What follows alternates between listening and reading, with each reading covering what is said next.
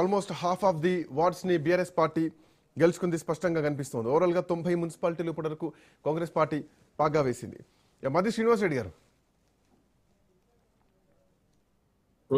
ఒకటే శ్రీకాంత్ గారు, మనం చెప్పుకున్నాం, నేను చెప్పాను కదా 80% ఎక్కడ తగ్గట్లేదు. ఓవరాల్ గా చూసినప్పుడు మొత్తం 7 మున్సిపాలిటీలు, 7 కార్పొరేషన్లు, 116 మున్సిపాలిటీలు, మొత్తం 123లో ఈజీగా సెంచరీ దాటేటట్టుంది. చాలా స్పష్టంగా మనకు అర్థమవుతుంది.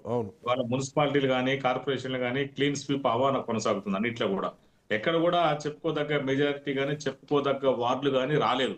ఇప్పటికి ఎంత కొల్లుడయ్యారో అందరికీ తెలుసు. తెలంగాణ రాష్ట్ర ప్రధానికనే తెలుసు, రాజధాని ప్రధానికనే తెలుసు. వాళ్ళు బీఆర్ఎస్ కానీ బీజేపీ కానీ మరి కొన్ని చోట్ల కొత్తగూడెం లాంటి ఏరియాలో సిపిఐ కానీ నాకు నువ్వు నీకు నేను నువ్వు నేను అన్నట్టుగా వాళ్ళు ఒకరికొకరు కోఆపరేషన్ చేసుకుని వాళ్ళ అభ్యర్థులను కూడా ఏవేందో కొన్ని ఏరియాల కొత్తగూడెంలో అయితే శ్రీకాంత్ గారు అభ్యర్థులు నిల్చోబెట్టిన తర్వాత కూడా బీఆర్ఎస్ వాళ్ళు సిపిఐ నిల్చోబెట్టిన తర్వాత కూడా వాళ్ళ తర్వాత ఒక అభ్యర్థులు వాళ్ళు కొంతమంది డ్రాప్ చేసుకున్నారు, వీళ్ళ కొంతమంది డ్రాప్ చేసుకుని వాళ్ళకి వీళ్ళకి వాళ్ళు ఓట్లు వేసుకున్నారు.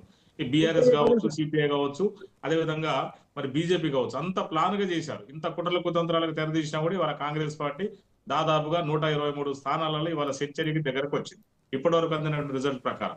మరి భవిష్యత్తులో కూడా మాకు కోఆప్షన్ ఎక్స్ ఆఫీషియో మెంబర్స్ కూడా ఉంటారు. మరి ఇవన్నీ కూడా చూసుకుంటే 110 ఈజీగా వచ్చినట్టు కనపడుతుంది ఇప్పటి వరకు చూస్తుంటే చాలా స్పష్టంగా. శ్రీకాంత్ గారు అంతే కదా, అనుకున్న దానికి దాటేసుకుని పోయింది.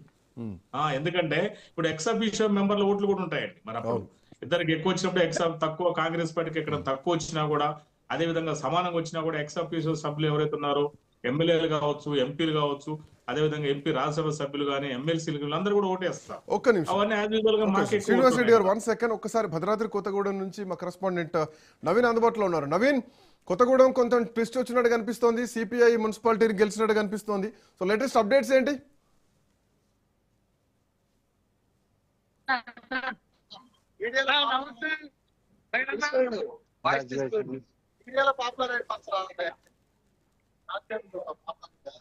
I think Naveen signal issue ఉన్నట్టుంది.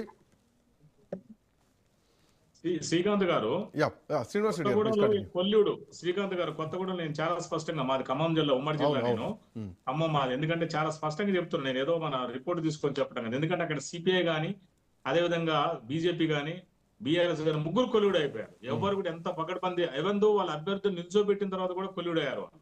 అంటే ఇంతకంటే దౌర్భాగ్యం ఎక్కడ లేదు. వాళ్ళు ఒకరికొకరు అంటే ఒక అభ్యర్థులకు మీరేంటి, కొంతమంది అభ్యర్థులకు మేమేస్తామని వాళ్ళు లాస్ట్ కి అంతకాడికి పోయింది వాళ్ళ పరిస్థితి. ఇక మరి అభ్యర్థులు నిల్చోబెట్టడం ఎందుకో కూడా అర్థం కావట్లేదు. మరి అట్లప్పుడు ముందు ఎన్నికల ముందు పొత్తుండేది, ఎన్నికలు అయిపోయి అంటే అభ్యర్థులు అంటే పెట్టక ముందు, పెట్టిన తర్వాత కూడా వీళ్ళు కొల్లుడయ్యారు. సో అంతకాడికి తీసుకెళ్లారు. అంటే అందరూ కలిసి కాంగ్రెస్ పార్టీని ఓడించాలనే ఉద్దేశంతో కొత్తగూడెంలో ముందుకు వచ్చారు వాళ్ళు. ఇవాళ చాలా ప్రతిష్టాత్మకంగా కొత్తగూడెం డెవలప్ కావాలి కదండి. మరి కొత్తగూడెం కార్పొరేషన్ కొత్తగా ఏర్పడ్డది. మరి కార్పొరేషన్ డెవలప్ కావాలంటే అధికార పార్టీ కూడా డెవలప్ అవుతా, వాళ్ళ ప్రతిపక్షంతో డెవలప్ అవుతా. ఇన్నాళ్ళు అక్కడ ఏం డెవలప్ అయిందని మనం చూసాం కదా.